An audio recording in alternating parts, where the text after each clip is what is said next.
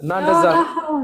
ያወራሁ እንዳለ ትክክል ነው። ወደ እነሞር በተለይ ደግሞ ያው እንደምታውቁት አንድ ሙሉ ሰፈርም በፊት እንደሰማሁት እኔ ገርሞኛል። ያከፈሩበታል። እኔ ትንሽ ሆኜ አሁን አይደለም በፊት አዲስ አበባም ወደዚህም ሳልመጣ እናቴ ሰፈር አካባቢ ነው። በዛ ሰው ቤት ወስደኝ እንትን ማን ነው ይሄ ጎጆ ቤት ይቅርብሽ ቆርቆሮ ቤት እንስራ እያሉ ማለት ነው እያከፈሯቸው። ከዛ የወተት ላም እየሰጡ እያከፈሯቸው አረሳቸውም። በጣም ምንድነው እነዚህ ሰዎች ስን እነዚህ እኮ ጴንጤ የሚባሉ ናቸው። እነዚህ ተጠንቀቂ፣ እንደዚህ የሚያከፍሩ ናቸው። አባትሽ ወደዚህ እንዳመጣዎች ቢያቅ ያብዳል ብላ ሁላ ስትነግረኝ ከዛ በኋላ ጭንቅላቴ ውስጥ አሉ አረሳ። አንድ ሰውዬ ብቻ ነበረ ማሻአላህ፣ እሱ ብቻ ቤት ሰርተው ምን ብለው ይሄዳሉ። እሱ ያሰልማቸዋል፣ እየመጡ ቼክ ያደርጓቸዋል። እነዛ ደግሞ አይተዋቸውም፣ ገብተዋል፣ ያከፈሯቸው ማለት ነው። ትልቅ እንትንም አላቸው። ወደ ከጉንችሬ አለፍ ብሎ አለ የሆነ ምንድነው ይሄ ምንድነው የሚባለው የነሱ የጴንጤዎች አምጡልኝ ድርጅት ነገር እንደዛ ነገር አላቸው። እዛ ጋር እያመጡ እዛ ጋር በሱ ነው የሚረዷቸው። ከዛ በገንዘብ ነው የሚያከፍሯቸው። ውስጣቸው ሳይከፈር በገንዘብ ያከፍሯቸው። በጣም ሰው ያስፈልጋል። ብቻ እኔ ምን እንደምን አላውቅም። ሰው ሀገር ሞኝ ይሄን ስሰማ እኛ አካባቢ እንኳን ባይኖርም እንደዚህ የወጣ ነገር አላየሁም። ግን ሌላ ከተማውም ያለው በኋላ እየቆየ እኛ ጋር ይመጣል ይደርስብናል የሚል ፍራቻ ይዞኛል። ለዛ ነው። አይ ቀላል ነገር ነው በጣም አንዴ ፊታችንን በማየት እነሱን ማስለፍ ይቻላል። ችግር የለውም። እንደዚህ አይነት ፖይንት የለውም። ዋናው መቸገር ነው። ልክ እንዳልኳቸው አሁን ብሩ መሰብሰቡ ምናምኑ ይሄ በጣም አድካሚ እንትን ሆኗል። እኔ ራሴ የቀረስኩት ፖሊሲ አለ ከሰው ብር አምጡ ምናምን ማለቱ አድካሚ ስለሆነ ያንን በተቀረጸው ፖሊሲ መሰረት ኢንሻአላህ ኢንካሞችን በማግኘት አንድ ኖርማል እንትን ልስጣችሁ። ለምሳሌ አንድ ሰው ዝም ብዬ እያናገርኩኝ ነበረ ሰሞኑን። ባለሙያ ነው። ውሃ ጉድጓድ የሚቆፍር ማሽን ታውቃላችሁ አይደለም? ውሃ ጉድጓድ የሚቆፍር ማሽን አንድ ከተማ ላይ ለምሳሌ አንድ ገጠር ሄደን ውሃ ጉድጓድ እናስቆፍር ብንል ሚሊየንስ ነው የምንጠየቀው። ታውቃላችሁ ዋጋው ማለት ነው። አንድ የውሃ መቆፈሪያ ማሽን ዋጋ ብሰራልኝ አላማው ይሄ ነው። በቃ ገጠር ላይ ዝም ብሎ እየሄዱ በነፃ ማለት ነው ዝም ብሎ እየሄዱ ውሃ ማውጣት ብቻ ለገጠሩ ሰዎች ምን ያህል አካባቢ ነዋይ ይከፍላል ምናምን ስለው አይ ምንም እኔ ለምንም ነገር አልፈልግም፣ እቃውን ለምኑ የሚያስፈልገው አይ ቲንክ ወደ 500 ሺህ ምናምን አካባቢ ነው ያለው። አሁን ይህንን አንድ ሰው የሚጠበቅ አላህ ሱብሓነሁ ወተዓላ ሀብት የሰጠው ሰው 500 ሺህ ብር ሰጥቶ ወይ ደግሞ አላህ ሀብት የሰጣቸው ሰዎች 500 ሺህ ብር ሰጥተው የጉድጓድ ማሽን ቢገዛ ያኔ የውሃ ጉድጓድ ማሽን ወስደህ ውሃ አውጥተህ ዳዕዋ ስታደርግ እንዴት ነው የሚያምረው? ዳዕዋ የሚገርም ነው የሚሆነው። በቃ ዛት ሜተዱ ያ ነው። እና አላህ ለዛ እንትን ያርገን፣ አላህ የምንሰራ ያርገን ማለት ነው። ማቡኪ ወደ ጥያቄው አንገባም። አይበቃ ንገረን። በቃ የሚያስፈልግ ነገር ሲኖር አሳውቀን፣ ምንም ችግር የለውም። እኛ ለዛ የምትሄዱበት ሰዓት ምንም ችግር የለውም። ንገሩን። እኛ ሁሉም ያለው አንድ ሎሚ ለ50 ሎሚ ለአንድ ሰው ሸክም ነው። ሁሉም ያቅሙን ያደርጋል። ምን ችግር አለው? የዛ አካባቢ ልጆች ብላችሁ ሌላ ሰውም ላለማስቸገር ብትጠሩ ምንም ችግር የለውም። ወላሂ የየአካባቢ አቡኪ ምንድን ነው የቤቱ ርዕስ? ጥያቄ ነው የምንቀበለው። አስረስ እድሜ ልካቸው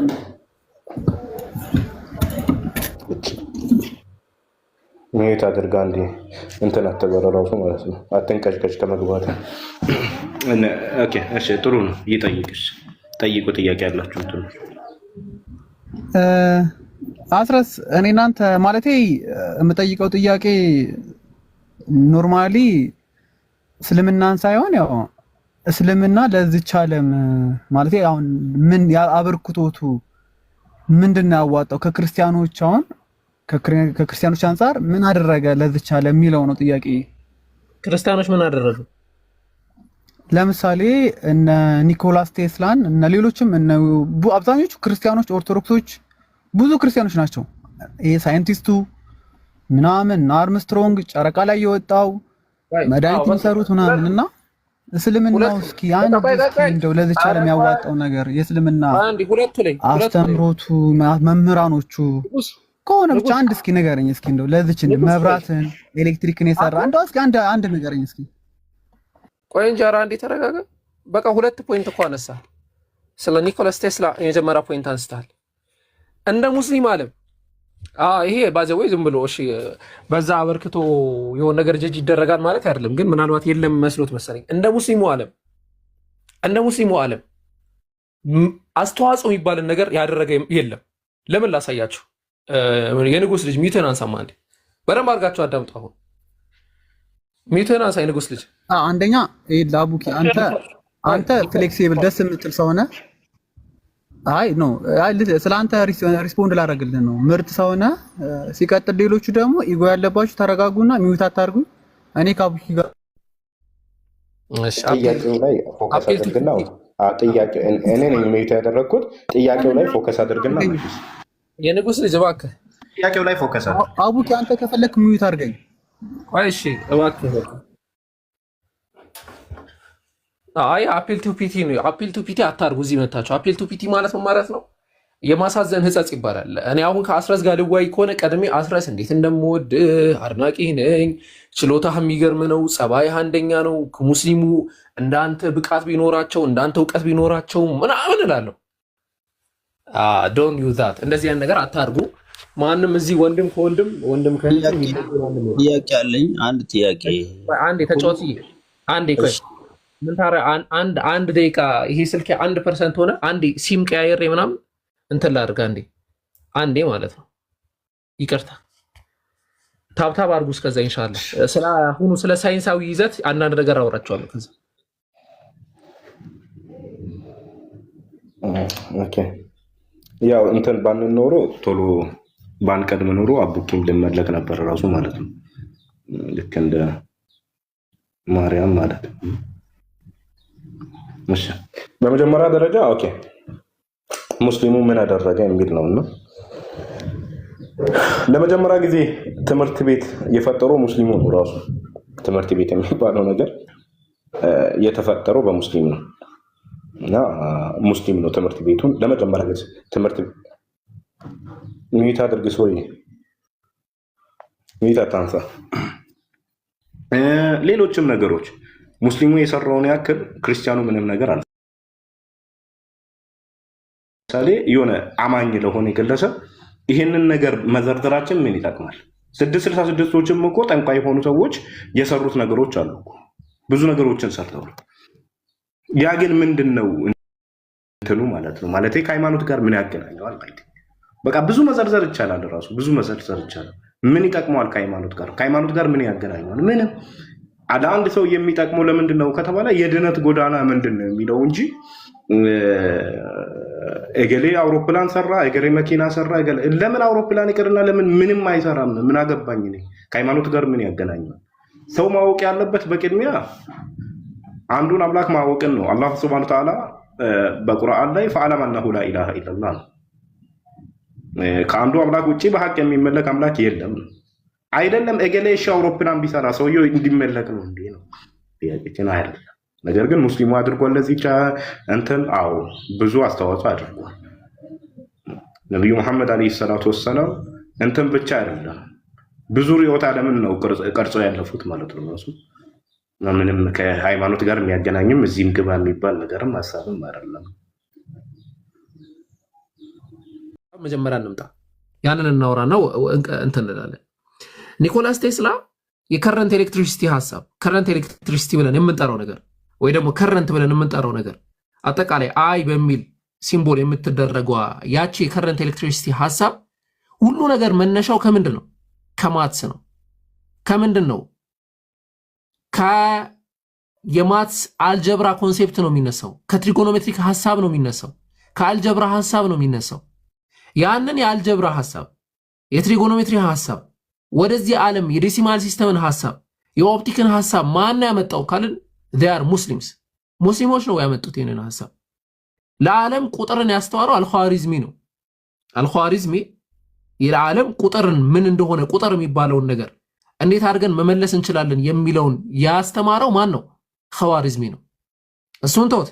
ሜዲካል ራሱ ሜዲሲን ላይ ስለ ሜዲሲን ያስተማረው ማን ነው? መሰረቱ ማለት ነው ማን ነው? ሙስሊም ነው። ሰርጅንን ያስተዋወቀው ለመጀመሪያ ጊዜ ማን ነው?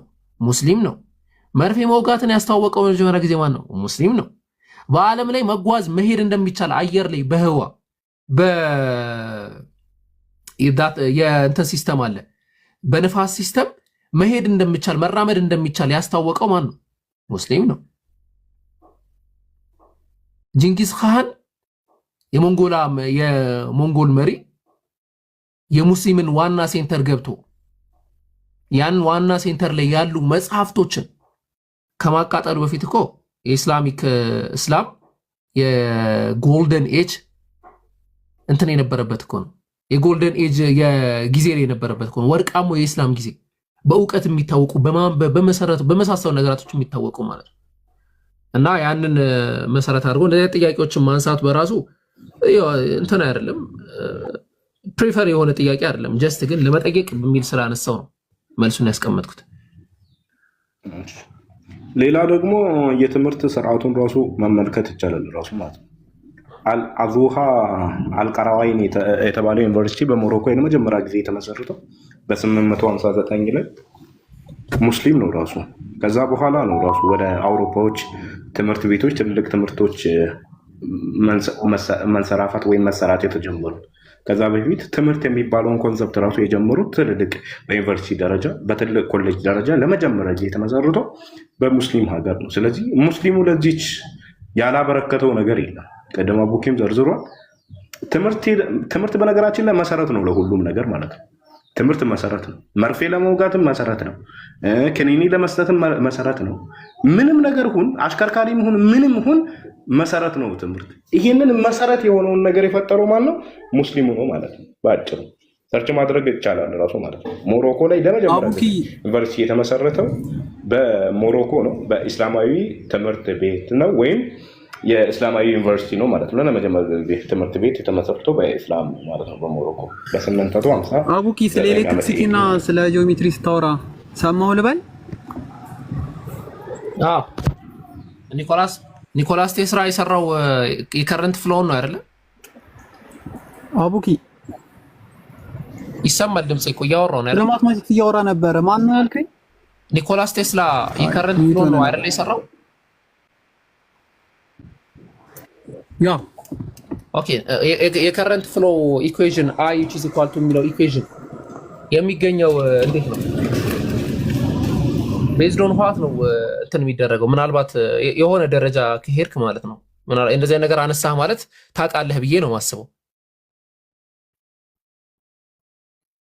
ያ ልክ ነህ እኮ። አይ ነው ስለ ማትማቲክስ እያወራ ነበርና ወደኋላ ባክትሪ ስታረግ እስከ ያው ማለት መነሻውን ቤዝመንቱን ነገርከኝ እና የማትስን ማለት የፈጠረው ሰው አልጎሪዝም እንትን አልጀብራ ኦኬ እሺ ማንን ኦኬ አልጀብራን አሁን በደንብ አድርገህ እንትን በለኛ እንትን ላድርግልህ ሐሳቦችን ላድርግልህ። በመጀመሪያ ደረጃ ይሄ ማቴማቲካል ኢኩዌሽንን መስራት ባላንሲንግ ኦፍ ማቴማቲካል ኢኩዌሽን የመሳሰሉ ነገራቶችን መስራትን ያስጀመረው አልኸዋሪዝሚ ተብሎ የሚጠራ ነው ግለሰብ በመሰረቱ ማለት ነው። አልጀብራን እስቲ አልጀብራ ራሱ ምንድነው? ስሙን እኮ ጠመም እኮ እያደረጉ እኮ ነው የሚያስቀምጡት። አልጎሪዝምን አልኸዋሪዝምን አልጎሪዝም ብለው አስቀምጡት። አልኸዋሪዝም ወይ ደግሞ አልጎሪዝም ማለት በጣም ወሳኝ ኮንሴፕት ነው። ፎርሙላዎችን ድራይቭ የምናደርግበት ኮንሴፕት ነው። ለምሳሌ ኦሆም በራሱ ህግ ነው ብሎ ማስቀመጠው ከረንት ብሎ ማለት እንግዲህ የፊዚክስ ትምህርት ነው። ከረንት ብሎ ማለት ይሄ ከታች ሬዚስተንስ አለ፣ ቮልቴጅ ኦቨር ሬዚስተንስ ነው አለ። አንድ ሬዚስተንስ ማለት አንድ ነገር ሬዚስት ለማድረግ ለመከላከል የሚጠቀምበት ነው። ቮልቴጁ ደግሞ ፓወሩ ነው። ሶ ፓወሩ ለሬዚስታንሱ ሲካፈል ከረንትን ይሰጠናል ብሎ ኦሆም ይሄንን ሁሉ አስቀመጠ። ይሄንን ሎ እንዴት ነው ድራይቭ ያደረግኩት ሲባል ቤዝድ ኦን አልጀብራ ቤዝድ ኦን የኻሪዝሚን ኮንሴፕት መሰረት በማድረግ ነው እነዚህ ሎዎች ያስቀመጠው። እነዛን ደግሞ ትሬስ ባክ ስናደርግ ማናቸው ያንን ዲቨሎፕ ያደረጉ ሲባል ዶስ አር ሙስሊምስ። የአልጎሪዝምን ኮንሴፕት የአልጀብራን ኮንሴፕት ለዚህ ዓለም ያስታወቁት ሙስሊሞች ናቸው። እና ከዛ ያንን መሰረት አድርጌ ነው ሙግቶችን ያነሳሁት። ግን ምን መሰለህ አሁን ብዙ ጥያቄ ያላቸው ሰዎች አሉ። ሰው ሌላ ጊዜ ሳይንሳዊ ይዘቱን ሌላ ጊዜ መማማር እንችላለን። ሳይንሳዊ ይዘቱን ኢቨን ስለ ጎልደን ኤጅ ቅድም ደግሞ እንትና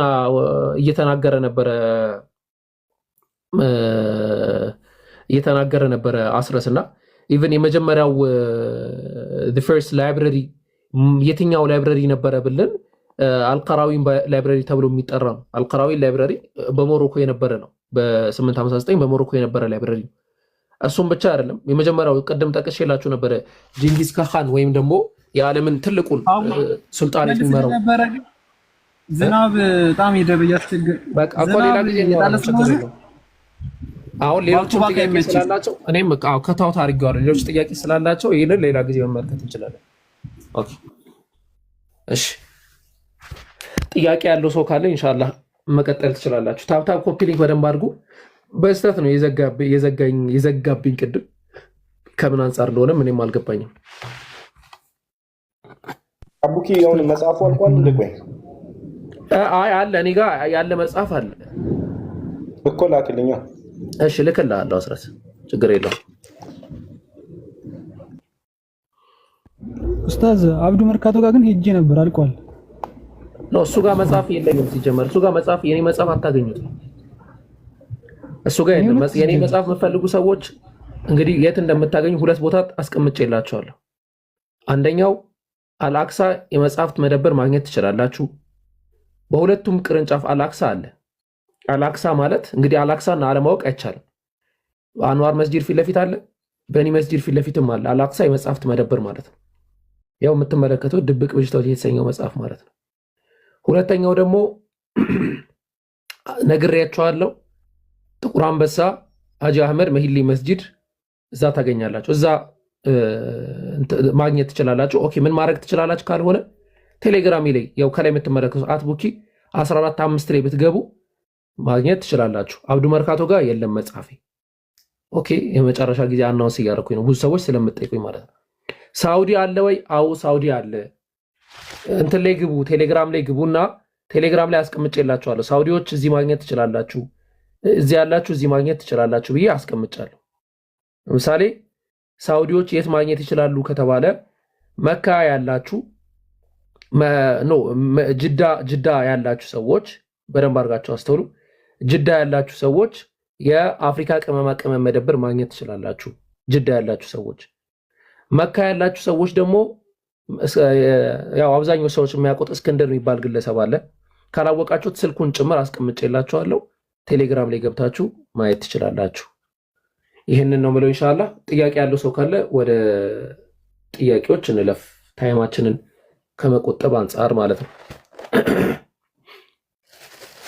ጥያቄ ካሌላችሁ ደግሞ ጥያቄ ላላቸው ሰዎች ለቁላቸው ኢንሻአላህ ቦታ ኢንሻአላህ ገስት እንትኖች ሞዴሬተሮች አስገቡ እንትን በሉ።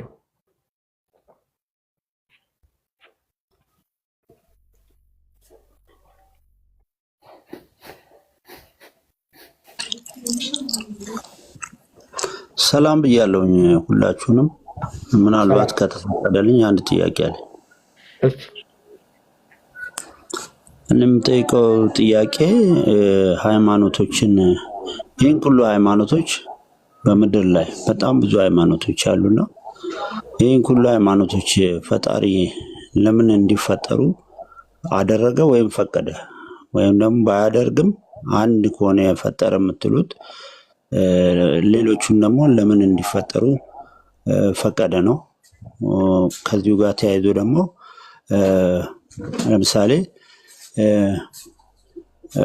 ወይ ክርስቲያኖች ክርስቲያን ካልሆናችሁ ገነት አትገቡም ይላሉ፣ ሙስሊሞች ደግሞ ሙስሊም ካልሆናችሁ ጀነት አትገቡም ይላሉና ሳይሰሙ ሳያውቁ ምንም ሂንቱ ሳይኖራቸው በዚህ ጉዳይ ላይ ለምሳሌ ወይ ሙስሊም ሀገር የሚኖሩ በሙስሊም ቤተሰብ ስር የተወለዱ ያደጉ ምናምን ስለሌላው ሃይማኖት ሳይሰሙ ሳያውቁ ሊሞቱ ይችላሉ ሰዎች። ወይም ደግሞ በክርስቲያን ሀገር እነኛን ሰዎች ኢተርኒቲ ጀሃነም ወይም ገሃነም ፈጣሪ እጅግ በጣም ርኅሩህ እጅግ በጣም አዛኝ ነው ይላል መጽሐፉና ከቶ ለዘላለም ይጥላቸዋል ወይ ብላችሁ ታስባላችሁ ወይ? ለምሳሌ ሙስሊም ባይሆኑ ክርስቲያኖችንም እንደዚህ አይነት ጥያቄ ጠይቄ አጥጋቢ መልስ አላገኘሁም እና ክርስቲያን ባይሆኑ ብዬ ስጠይቅ እናንተስ እንዴት ትላላችሁ? ሳያውቁ ሳይሰሙ የሚሞቱ በጣም ብዙ ሰዎች አሉ ከህፃናት እስከ አዋቂ ድረስ እና እነኚህ ሰዎች ለዘላለም ከፈጣሪ ተለይተው በገሃነም ተጥለው ሲሰቃዩ ፈጣሪ ምን ይሰማዋል? ይሄ ሩህሩህ አዛኝ የሆነው ፈጣሪ ነው። አመሰግናለሁ። ኦኬ ጥሩ ነበረ ጥያቄ በጣም ግን በመሰረቱ እኛ እንደዚህ አይነት ጥያቄዎች ሲመጡ ያው ጥሩ ጥያቄ ነው። ጥያቄ ወደ እንሄዳለን፣ ግን መጀመሪያ መንደርደሪያ ቤዛችንን እናስቀምጣለን። አንተ ወገናችን አምላክ አለ ወይስ የለም ብለህ ነው የምታምነው? ወደ መልሱ እንሄዳለን። ያው ቤዝ ኦፍ በጣም ጥሩ ጥያቄ ነው የጠየቀው። ፈጣሪ አለ ብዬ አምናለሁ፣ ግን ይሄ ሁሉ ሃይማኖቶችን ሳይ ሃይማኖትን ፈጠረ ብዬ አላምንም። ሃይማኖቶችን ፈጠረ ብዬ አላምንም፣ ግን ፈጣሪ አለ ብዬ አምናለሁ። ያ ሞደርን ኤግኖስቲክ ማለት ነው። ሞደርን ኤግኖስቲክ እንዲህ ናቸው ሀሳባቸው። አምላክ አለ፣ ያ አምላክ ግን ከሰው ጋር ይገናኛል ብለህ አታምንም። አይ ቲንክ ይመስለኛል። ወይስ ይገናኛል ብለህ ታምናለህ? ሰዎችን ያገኛል፣ ያስተምራል ምናምን ነው? ወይስ ደግሞ ልክ እንደ ደይዝም አምላክ ፈጥሮት ትሆናል ብለህ ነው የምታምነው? ኦኬ እስከሚመለስ ተመለስማ። ዴይዝም የሚባል ሀሳብ አለ በዓለም ላይ። ዴይዝም ማለት ምን ማለት ነው? አምላክ ፈጠረና ተወን ነው። በቃ ረስ ትሆናል፣ ፈጥሮት ትሆናል አይነት ሀሳብ ዴይዝም ተብሎ ይጠራል። ኤግኖስቲክ ደግሞ ማለት ምንድን ነው? አምላክ አለ ወይስ የለም ስትላቸው የለምም አለምም አላቅም። ፓርት ኦፍ ስኬፕቲዝም ወጥ ፓርት ኦፍ ስኬፕቲዝም ይባላል። በቃ መሸሸት፣ አለም የለምም አላቅም ይላሉ። አሁን ደግሞ ሞደርን ደግሞ የመጡት ምን ይላሉ? አይ አምላክ የለም ማለት ችግር ስለሆነ በቃ አለም በልና ግን የአምላክ ነቢያት ምናምን አይልክም ብለው ያምናሉ። ኤቲዝሞች ደግሞ አሉ። ኤቲዝም አልፎባቸዋል። ኤቲስት ብለን የምንጠራው ማለት ነው። ሀሳቡ ኤቲዝም ተብሎ ይጠራል። እነሱ ደግሞ አይ አምላክ ሲጀመር የለም ማለት እና የሁሉም ሙግት ነው በወፍ በረር በአንድ የሚመታው። በጣም ቀላል እንትኖች ናቸው። አሁን እንደውም ብዙ ዩኒቨርሲቲ ተማሪዎች በዛ እየተጠቁ ነው እና ብዙ ዩኒቨርሲቲ ተማሪዎች ኮንታክት ያደርጉናል። አንድ ደቂቃ መቆየት አይችሉም ያን ሀሳብ ይዘው። በተለይ ኤቲስት ሆነ አንድ ደቂቃ መቆየት አይችልም። ኦኬ እንትን ቢል ጥሩ ነው። ምናልባት ሀሳቡን ስናቀው ገርሞት ይሁን ወይስ ስልክ ገብቶበት ይሁን አልገባኝም። ኦኬ ወደኛ ሀሳብ እንመለስና ሃይማኖት የሚባል ነገር ብዙ ሃይማኖት የሚባል ነገር አለ። አንድ ነገር መብዛቱ ስህተት ነው አያስብለውም። ለምሳሌ በእጃችን የያዝነውን ስልክ ሁላችንም እንመልከተው። ወይ ሳምሰንግ ነው ወይ አይፎን ነው እና የዛ ስልክ 1000 ምናምን በላይ ፌክ የሆኑ ስልኮች ይኖራሉ። ሃይ ኮፒ የሆነ ይኖራል፣ በሎ ደረጃ ሊኖር ይችላል፣ ምንም የማይገናኝ ከሱ ጋር በእንትን ደረጃ በቃ አይፎን ነው ተብሎ የሚሸጥ የአሸን ፌክ ስልክ ይኖራል። ብዙ ፌክ ስልክ አለ ማለት ይሄ ስልኩ ሲጀመር ውሸት ነው አያስብል በመሰረቱ ማለት። ብዙ ሃይማኖት ስላለ ሃይማኖት ውሸት ነው ልንል አንችልም። ይሄ ቤዙ ራሱ ስህተት ነው እና ሃስቲ ጀነራላይዜሽን ተብሎ ይጠራል። ሃስቲ ጀነራላይዜሽን ማለት ነው። ለምሳሌ እዚህ ጋር አበበ የሚባል ግለሰብ ይገባል። ከዛ ልክ እኔን ሲያናግረኝ ኖ እኔን ሳይሆን እዚህ ጋር ያውቃል የሚል እህት ትመስለኛለች። ልክ እሷን ሲያናገራት የሴት ድምፅ ሰማ። አስቡት እንዴ ምናምን አለና ዘይነብ እስቲ ዘይነብ ነው የሚለው ዘይነብንም አናገራት። የሴት ድምፅ ሰማ። አረ ቆይ ምናምን ብሎ ከታች ኡክቲን ሲያናገራት እሷንም የሴት ድምፅ ሲሰማ ምን ይላል? በቃ 257ቱም ሰዎች ሴቶች ናቸው ይባላል። ሃስቲ ጀነራላይዜሽን ስህተት ነው። እንደዛ አይደረግም። ሃስቲ ጀነራላይዜሽን ይባላል እና ሃይማኖት መብዛቱ አንዱን ስህተት በቃ ሃይማኖት የሚባለው ነገር ስህተት ነው አያስብልም። ያ የመጀመሪያው ፖይንት ነው። የሁለተኛው ደግሞ ሎጂክ ምንድን ነው? የሁለተኛው ጥያቄ ጥሩ ነው። አምላክ እንዴት ያደርጋቸዋል? ስለ ሃይማኖት ያልሰሙትን ሰዎች አላህ ግልጽ አድርጎ አስቀምጦልናል። ወማ ካን አላህ ስብሐነሁ ወተዓላ እነዛን የአላህን ስብሐነሁ ወተዓላ ማስረጃ ያልመጣላቸውን ሰዎች ወማ ኩና ሙዐዚቢና ሐታ ነብዐሰ ረሱል መልእክተኛ እስክንልክ ድረስ ቀጮች አልነበርን ብሎን አላህ የሚያስቀምጥ። እሱ ብቻ አይደለም። አላህ ስብሐነሁ ወተዓላ በግልጽ እንደተናገረው ወመን ዩሸቂቅ ረሱለ ሚን ባዕድ ማ ተበየነ ለሁል ሁዳ ያ ቀጥተኛው መንገድ ግልጽ ከሆነለት በኋላ ነብዩ መሐመድ ሰለላሁ ዐለይሂ ወሰለም መንገድን እምቢኝ የሚል አካል ብሎ ነው ያስቀመጠው። ሶ መሰረቱ ቀጥተኛው መንገድ ግልጽ እንዲሆንልን ነው። ወማ ካነ አላሁ ሊዩዲለ ቀውመን በዕደ ኢዝ ሀዳሁም አላህ ሱብሓነሁ ወተዓላ ሰዎችን ጥመት ላይ አይተዋቸው ከመራቸው አላህ ሱብሓነሁ ወተዓላ አንድን ህዝቦች ሳይመራቸው ጥመት ላይ አይተዋቸውም ብሎ ነው ያስቀመጠው። ስለዚህ እኛ ሙስሊሞች አንድ ሰው ባላወቀው ነገር ይጠይቃል ብለን አናስብም። ሰው እንዴት ነው የሚሆነው ከተባለ አምላክ ፍትሃዊ ነው። እኛ በአእምሯችን ከሳል ነው በላይ ፍትሃዊ ነው። በአእምሯችን ከሳል ነው በላይ አሳቢ ነው። በአእምሯችን ከሳል ነው በላይ ለእኛ የሚቆረቆር ነው። ሰው የእኛ ስራ አይደለም ነው በቃ እንደማይቀጣ ተናግሯል። አሁን እሺ እንዴት ነው የሚሆነው? የእኛ ስራ አይደለም። እንዴት እንደሚሆን ነገ የቂያማ ቀን አላህ በራሱ ፍርድ የጀነት ሰዎችን የጀነት የጀሃነም ሰዎችን የጀሃነም ይከታቸዋል። ነገር ግን ወላ ዩዝለሙነ ፈቲራ ፈቲራ የሚለው ቃል በአሁኑ ትርጓሜ ላይ ስንወስደው ብዙ የአማርኛ ትርጓሜዎች የጎመን ዘር ብለው ይተረጉሙታል። ምክንያቱም ፈቲራ የምትለው ቃል በጣም ትንሽ ናት። በጣም ትንሽ የሆነ ቅንጣትን ለማሳየት ነው የምትሞክረው።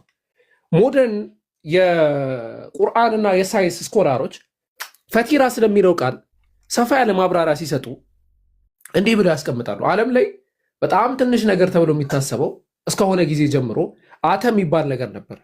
አተም ወይም ደግሞ የሆነ ቁስ ብለን የምንጠራው ነገር የአንድ ነገር ሲምፕለስቱ አተም ነው ተብሎ ይታሰብ ነበር።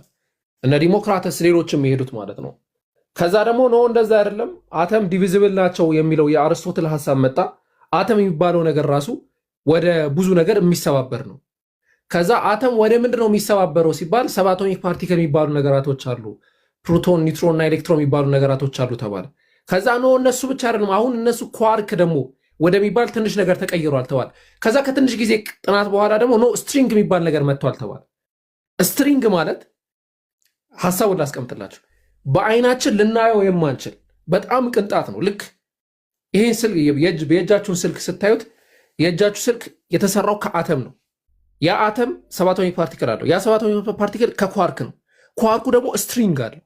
በጣም ትንሽ ነው። ዓለማችን ላይ ያለ አሁን ላይ በተደረሰው ጥናት ዓለማችን ላይ ያለው ትንሹ ነገር ስትሪንግ ተብሎ የሚጠራው ነገር እና ፈቲራ የሚለው ቃል ፈቲር ማለት ልክ ፈተራ ሲባል አንድ አካል የሆነ ነገር ልክ መፈተል በሚባለው ኮንሴፕት ይመጣል በአረብኛው ቃል ማለት ነው። ልክ ይሄ ጨርቅ ነገር አንስታችሁ የሆነ ምንድነው እንደ ገመድ ነገር አንስታችሁ ግመድ መፍተል ታውቃላችሁ ወይ? ደግሞ ድሮ ምናልባት ሴቶች የምታስታውሱ ከሆነ እንትን ስትሰሩ የሩዝ የሆነ ከላይ ያለ እንትን አለና ይፈተላል ለማንሳት ስትሞክሩ። መፍተል ሐሳቡን ከተረዳችኝ ማለት ነው። እና ስትሪንግ እንደዚህ አይነት ኮንሴፕት አለው።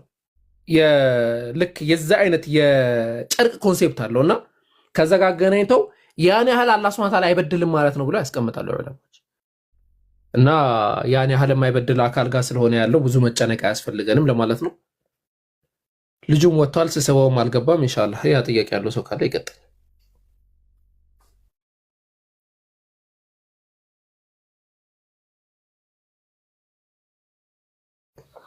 ጥያቄ ካላችሁ ቀጥሉ። ጥያቄ ከሌላችሁ ደግሞ ኢንሻአላህ ጥያቄ ያለው አካል ይገባል፣ እነሱ ደግሞ ይቀጥላሉ።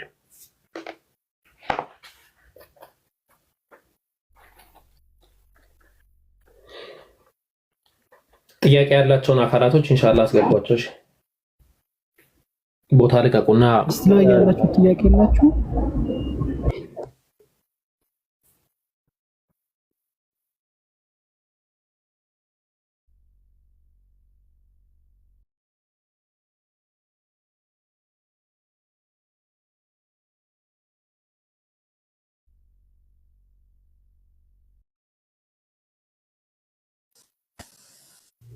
የሆነ ጊዜ ባይዘው በጣም ሰፊ ፕሮግራም አድርገን ነበረና አንድ ሁለት ቀን በጣም ፍሬ ያፈራ ፕሮግራም ነበረ አስታውሳለሁ። የነብዩ መሐመድ ሰለላሁ ዐለይሂ ወሰለም ነብይነትን ለምን አትቀበሉም የሚል ፕሮግራም ማለት ነውና ያልገባ ክርስቲያን የለም፣ ያልሞከሩት ሙከራ የለም። የነብዩን መሐመድ ሰለላሁ ዐለይሂ ወሰለም ነብይነት ላለመቀበል የሚያበቃ አንድ ምክንያት ነው ሊገኝ አልቻለም። እና እንሄድባቸዋለን። ሰሞኑን የምትመለከቷቸው ፕሮግራሞች ይዘታቸው እንደዛ ነው የሚሆኑት። ለምን አልሰለማችሁም የሚሉ ይዘቶች ጠንካራ ናቸው፣ ቀላል አይደሉም። ሰፊ ጥናት ተደርጎባቸው ወደ ሚዲያ እንዲመጡ ተደረገው። ኦኬ ኢኽላስ ወላሽ አትሰሚም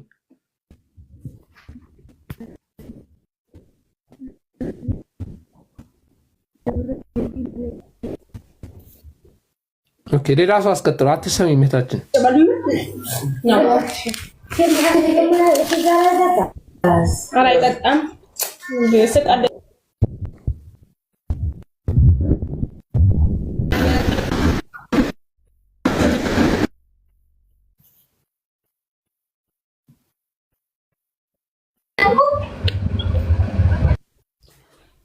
ኦኬ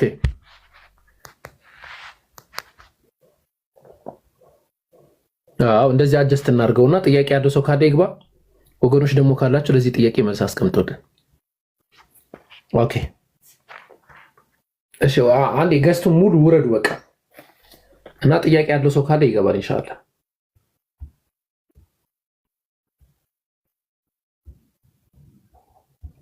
ቁርስና ምሳዬን ነው አንድ ላይ መበላው እንብላ ይሉኛል።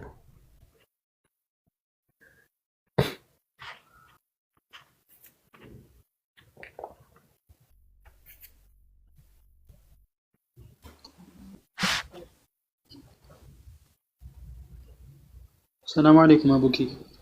ወአለይኩም ሰላም ወራህመቱላሂ ወበረካቱ። አንድ ጥያቄ ነበረኝ። ብዙ ጊዜ አብዛኛው ግን ጥያቄ ያነሳል። ቁርአን በሱረቱል ቀለም አንቀጽ 13 ላይ መሰለኝ ከዚህ በኋላ ዘኒምን አትታዘዝ ወይም ቃሉ ለመጥራት ይከብዳል ዲቃላንም አትታዘዝ የሚለውን እንዴት ፈጣሪ በተግባሩ ላይ ማተኮር ያለበት በእንትኑ ላይ ያተኮራል ይላሉ? ይሄን እንዴት ታያለህ? ኦኬ ዘኒ ማለት ነው ቃሉን መጥራት እንትና አይደለም። እሺ ኔጌቲቭ ቃል አይደለም። ዲቃላ ማለት ኔጌቲቭ ቃል አይደለም። ኔጌቲቭ የሚሆነው የአረብኛው አሪፍ ቃል ነው፣ ግን አማርኛ ላይ ሲተረጉሙት አዎ አይ አማርኛውም ቢሆን ነው ዲቃላ የሚለውም ቃል ኔጌቲቭ ቃል አይደለም። ለምን እንደሆነ ላስረዳችሁ። መጀመሪያ ደረጃ መዳቀል ብሎ ማለት እንግሊዘኛው ላይ ኢሌጋል ብሎታል። የሆነ ትንሽ ደስ ይላል ቃሉ። አዎ ችግር የለውም ነው የምለው። የአማርኛውንም ቆይ እንትን ልቀጥልልህ፣ አዳምጠኝማ።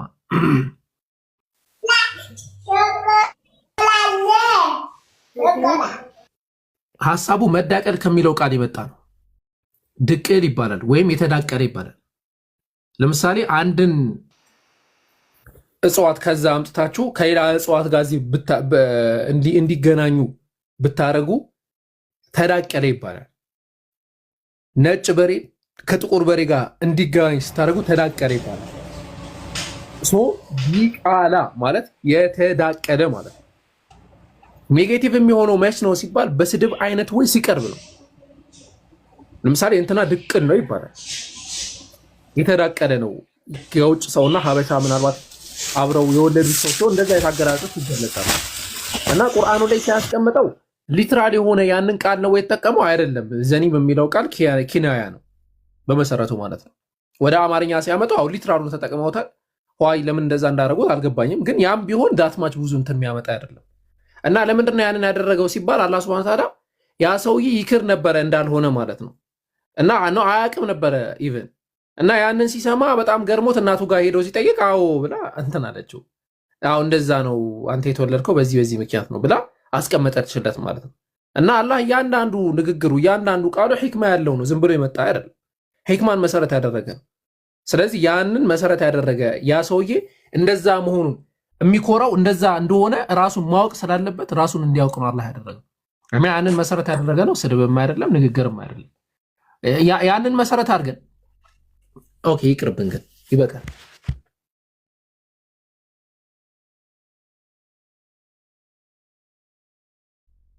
ተረዳኸኝ ሀቢቢ? ተረድቻለሁ። አንዳንድ ትርጉም ላይ እርባነ ቢስ የሚሉም አሉ፣ ሸረኛ የሚሉም አሉ።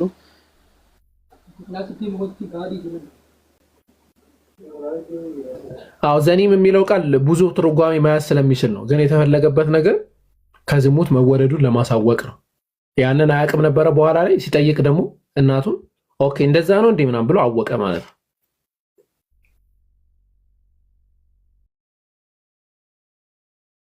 ሹክራን አቡቲ።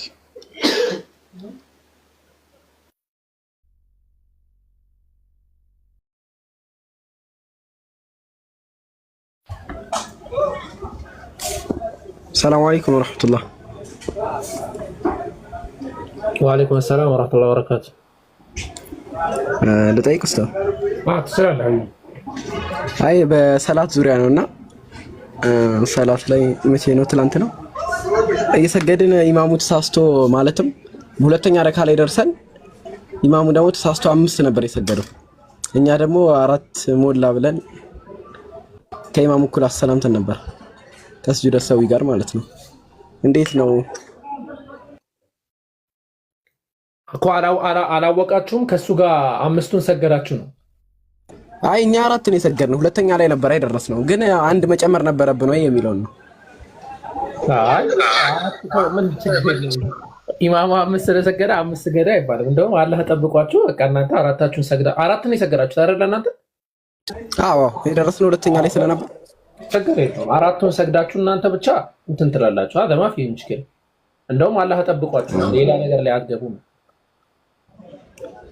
አይ 5ኛው ረካ ባጢል ነው ምናምን የሚባል ነገር ስለሰማሁ ከዚህ በፊት እኮ እናንተ ላይ ሆነማ እሱ በስተት ያደረገው ነገር ነው። በስተት አንድ ሰው ሊጨምርም ሊቀንስም ይችላል። መጨመሩ መቀነሱም ከስተት የመነጨ ነው፣ ከመርሳት የመነጨ ነው። ነቢያችን መሐመድ ሰለላሁ ዐለይሂ ወሰለም አንድን ሰላት አሳጥረው ከሰገዱ በኋላ አይ ነብዩ ይሄ ነገር እኮ አጥሯል ሲባሉ አረጋገጡ። አው እንደዛ ነው ሲባሉ እነማ አነ በሸር እኔ እንደናንተ ሰው ነኝ፣ አንሳ ከማተን ሰው እንደምትረሱት እኔ ምረሳለሁ። ሰው በመረሳ ጊዜ አስታውሱኝ ያለው። ስለዚህ ማንም ሊረሳ ይችላል። እናንተ ግን አታውቁም ያንን። ስለዚህ እስካላወቃችሁ ድረስ እናንተ ላይ ምንም ይፈጥረው ነገር የለም። ምንም ችግር የለውም። እሺ ጀዛኩሙላሁ ኸይር።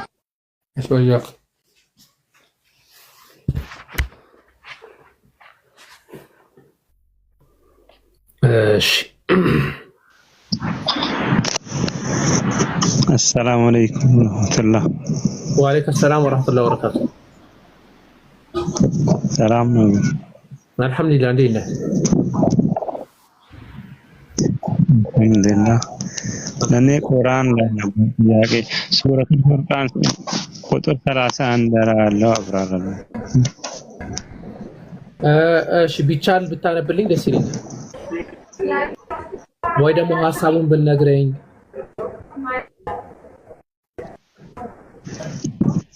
ከነቢይ ጠላት አድርጋ ከሁሉም ነቢይ ጠላት አድርገና ምናምን ነበር የሚለው ግን አሁን ስልኬ አንድ ስለሆነ እንትን አሉት። እሺ القرآن አንቀጹን እሺ وكذلك جعلنا لكل نبي عدوا من المجرمين وكفى بربك هاديا ونصيرا የሚለው የቁርአን አንቀጽ ማለት ነው። ምንድነው ጥያቄ እዛ ጋር ሀቢብ? ጠላት አድርገናል ሲል እንዴት ነው? ያኒ ሁሉም ነቢያቶች ጠላት አላቸው ማለት ነው። ጠላት አላቸው ሁሉም ነቢያቶች አዱወ ሚነል ሙጅሪሚን ሙጅሪም የሆኑ እነዚህ ሰዎች ባህሪያቸው ምንድናቸው ሲባል ሙጅሪሞች ናቸው፣ አላህ ላይ የሚያምፁ ናቸው፣ ድንበር የሚያርፉ ናቸው። ስለዚህ ወከዛሊከ ጀዐልና ሊኩሊ ነቢይን እንደዚሁም ለሁሉም ነቢያቶች አድርገናል። አንተን ብቻ አይደለም የሚጠሉ ያ መሐመድ፣ አንተን ብቻ አይደለም ጠላቶች አሉ። ከዚህ በፊት የነበሩ ነቢያቶችም ጠላት አላቸው። አዱወ ሚነል ሙጅሪሚን ከሙጅሪሞች ከወንጀለኞች አላህ ላይ ከሚያምፁ የሆኑ አካላቶች ጠላት አድርገንላቸዋል ሆኖላቸዋል። ጠላት አድርገንላቸዋል የሚለው አገላለጽ ምንድነው ከተባለ እነርሱ ጠላት አላቸው ነው። እነዛ ጠላት ይሆኑባቸዋል፣ ሙጅሪሞቹ ጠላት ይሆኑባቸዋል የሚለውን ትርጓሜ እንጂ የሚያስይዘው አላህ አምጥቶ እንደዚህ ኑ ጠላት ሁኑ ብሏቸዋል ማለት አይደለም። ሙጅሪሞች ናቸው። እነዛ ሙጅሪሞች ደግሞ ለነዛ ለአማኞች ለነቢያቶች ሙሉ በሙሉ ጠላቶች ናቸው። በሌላም የቁርአን አንቀጽ ላይ አላህ Subhanahu Wa Ta'ala ከአጋንንትም ከሌሎችም እንደዚሁ አላህ Subhanahu Wa Ta'ala የነቢያቶች ጠላት እንዳለው ያስቀምጣል።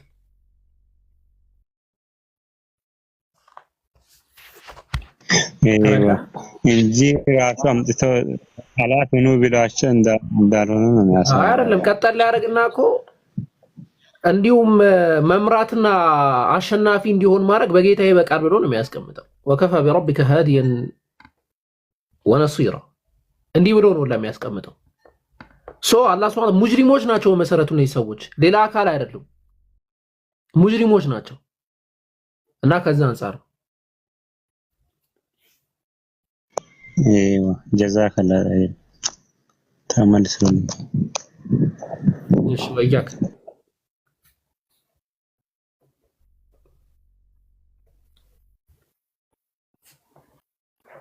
ኦኬ ሌላ ጥያቄ ያለው ሰው ካለ ይቀጥል።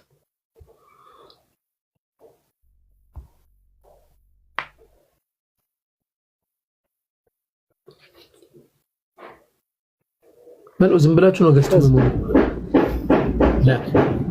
እሺ እኔ እንትን ቆይ ጀናዛ የክርስቲያን ጀናዛ መሸኘት ይችላል ቤተክርስቲያን ገብቶ እኛ ሰፈር አሉና ክርስቲያኖቹ ቤተክርስቲያን ገብተው ሲሸኙ ሙስሊሞቹ ይገባሉ እሱ ነገር ይፈቀዳል?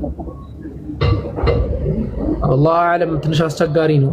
መዘየሩን አስመልክቶ የክርስቲያን ቀብር መዘየር ይቻላል ይላሉ ዑለማዎች። ያንን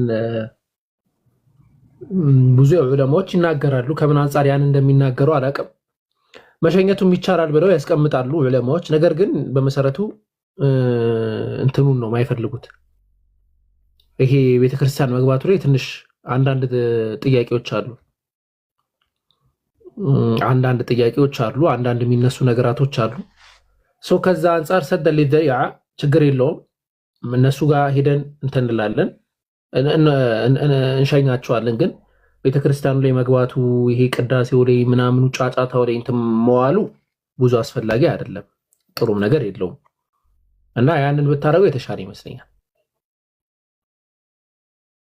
መርሃባሽ ኡስታዝ።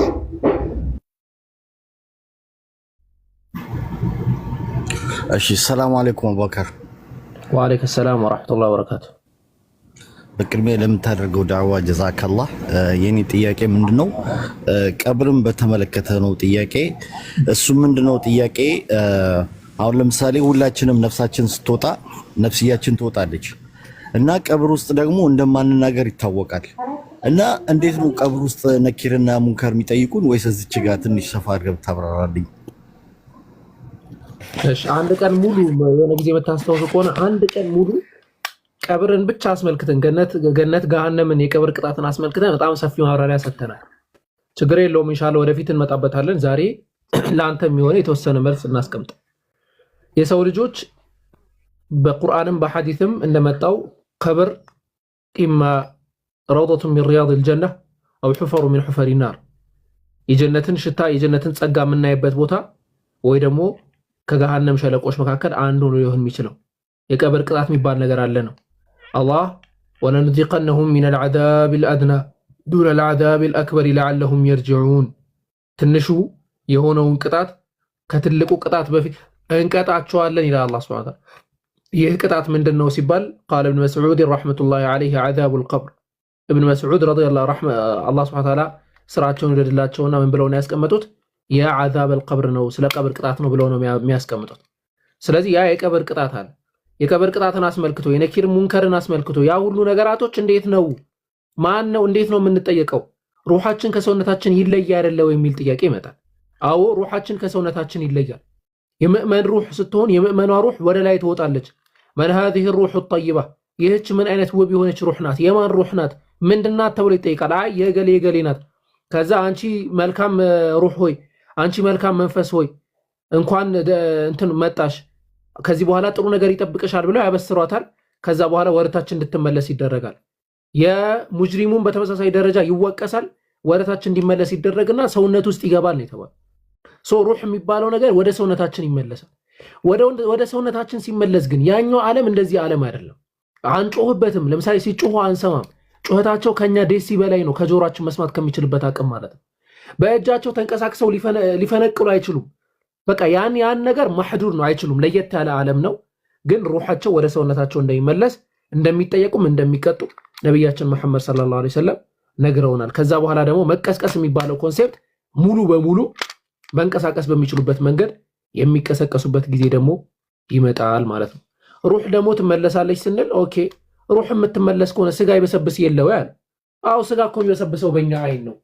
አላህ ሱብሓነሁ ወተዓላ ዘንድ ያ የሚባል ነገር የለም። ያኛው ዓለም ሌላ ዓለም ነው። መላእክቶችን፣ ሰይጣን፣ አጋንንቶችን የምንመለከትበት ሌላ ዓለም እና ያንን መሰረት ያደረገ ሙግትም ሐሳብም ነው የምናነሳው። ኦኬ እዚህ ላይ ወስደው ማለት ነው ሩሁ ተመልሳ ለሰውየው ያው ገይብም ሆኖ ሩሃ ተመልሳ ሰውዬው ውስጥ ገብቶ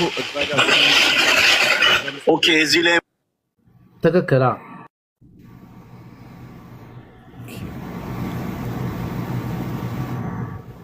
እሺ አንድ ሞር እዚህ ጋር ጥያቄ ልጠይቅና እወርዳለሁ።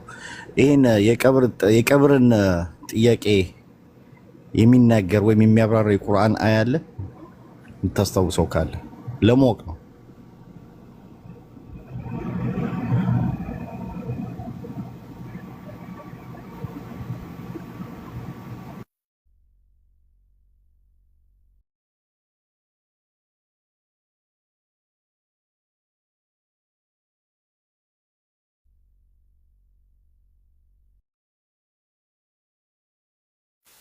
አቡኪ ተቋርጧል። እኔ ጋር ብቻ ነው ታሪኬ ነው እንደማወራው።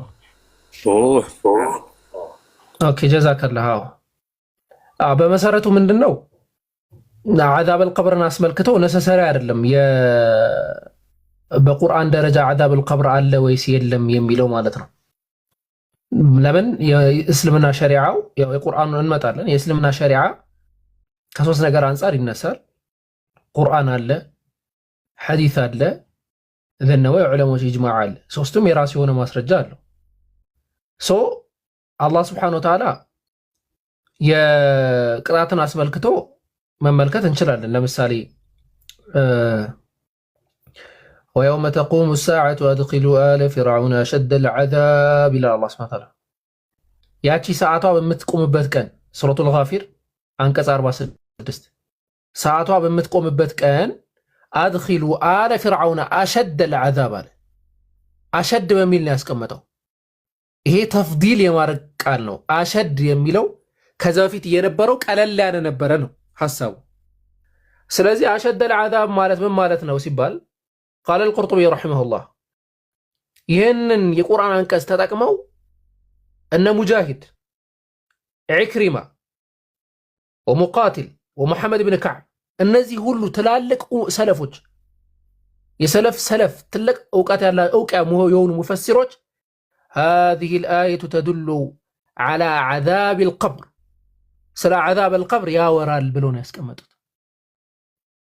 ابن كثير رحمة الله عليه وهذه الآية أصل كبير في استدلال أهل السنة على عذاب البرزخ في القبور وقبر لي يقبر قطعت لمنورو يا أهل السنة تلقوا ما سرجانوا تفسير ابن كثير فوليوم 4 ገጽ 82 ስለዚህ عذاب القبر ለመኖሩ የሚናገሩ የቁርአን አናቀስቶች በጣም ብዙ ናቸው። ቀደም እየጠቀስኩልህ ነበረ። ነብያችን መሐመድ ሰለላሁ ዐለይሂ ወሰለም በሐዲታቸው ላይ ተናግረዋል። ሰሒህ አልቡኻሪ ስለ ጀናዛ በሚያወራው ሐዲስ ቁጥር 1283 ላይ አይሻ ረዲየላሁ ዐንሃ በዘገበችው ሐዲስ أن يهودية دخلت عليها አንዲት የሁድ ወደሷ ገባች فذكرت عذاب القبر ስለ عذاب القبر ነገረቻት። عذاب القبر የሚባል ነገር አለ ምናምን ብላ ማለት فقالت لها أعاذك الله من عذاب القبر الله كعذاب القبر كقبر ቅጣት ይጠብቅሽ ብላ ጠይቃት። فسألت عائشة رضي الله عنها رسول الله صلى الله عليه وسلم عن عذاب القبر ነብያችንን አይሻ ጠየቀቻት። ኦኬ ነገር እውነት ነው እንዴ عذاب القبر የሚባል ነገር ምንድነው ብለው ጠየቃቻት። فقال نعم عذاب القبر አዎ عذاب القبر የሚባል ነገር አለ አሉ ነብያችን መሐመድ ሰለላሁ ዐለይሂ ወሰለም። قالت عائشة رضي الله عنها فما رأيت رسول الله صلى الله عليه وسلم بعد صلى صلاة إلا تعوذ من عذاب القبر سبحان الله ነብያችን መሐመድ ሰለላሁ ዐለይሂ ወሰለም ከዛ ቀን ጀምሮ ከዛ በኋላ ሁሌ ሳየው عذاب القبر الله ሆይ ከعذاب القبر ጠብቀኝ ሳይሉ እንትን ዘወር ብለው ያቁም ሁሌ ነበር አላህን የሚጠይቁታል። ስለዚህ عذاب القبر የሚባለው ነገር ሐቅ ነው። የቀብር ቅጣት የሚባለው ነገር ሐቅ ነው። አላህ በቁርአን ላይ ተናግረናል። በደንብ አድርጎ ተናግሯል። ያ ወይለና መን بعثنا من مرقدنا هذا ما وعد الرحمن وصدق المرسلون እስከ መርቀድ ተብሎ የተጠቀሰው የቅጣት ታይምን ነው ጊዜን ነው ሱረቱል ያሲን ላይ ማለት ነው። እና ያንን አስመልክቶ የቀብር ቅጣት ሐቅ ነው። የቀብር ቅጣት ለመኖሩ ብዙ ማስረጃዎች ከቁርአንም ከሐዲስ ማምጣት ይቻላል። ግን ከቁርአን ብቻ ወይ ከሐዲስ ብቻ ማለታችን ዛትማች ብዙ ጥቅም የለውም። ምክንያቱም عذاب القبر ثابت የሆነ ነገር ስለሆነ ማለት ነው። በግልጽ በነስ በሆነ ሐዲስም በእጅማዕ العلماء ስለመጣ ያው በሐዲስም በቁርአንም እንደመጣው ማለት ነው። ገብቷል አቢቢ? እሺ ሹክራን። ያው ሞር ጎግል አደርጋለሁ እኔም ጀዛከላ። ለዛሬው ግን በቂ መልስ ሰጥተኛል። ጭብጡን ይዤዋለሁ። የኔ ጥያቄ የነበረው መጀመሪያም ያቺ ነፍስየዋ ትመለሳለች የሚለው ላይ ነበር። ጀዛከላ ቴንክ ዩ። እሺ ወያክ